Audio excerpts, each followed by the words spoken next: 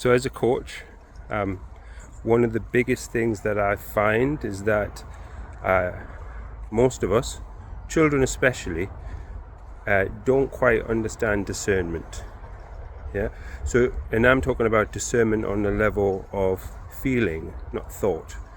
Feeling. Right. So if a child steps into a place and thinks this doesn't feel right, they need to learn to trust that feeling. And if a child steps into an environment and thinks this feels right, I feel happy here, they need to learn to trust that feeling. And I think it's the same for adults. In fact, I don't think it's the same. I know it's the same for adults. Okay? But the problem is that when we're children, we have to do things that we don't want to do. So the biggest one is school, right? So I was made to go to school, and I didn't want to go to school, and I never felt safe there. So I had to teach myself that I had to go into places where I didn't feel safe, and because that is what I had to do. So that didn't teach me discernment.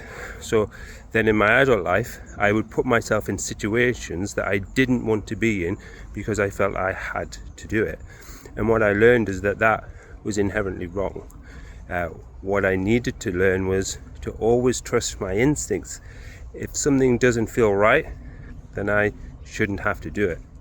And if something does feel right, then I should do it. And obviously, we can't do that in every single scenario, but the more we are able to allow ourselves to do that, the better we come to trust ourselves and to understand discernment.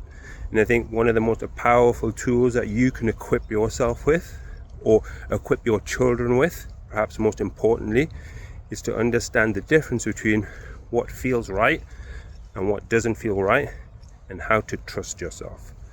There's nothing more important than trusting yourself.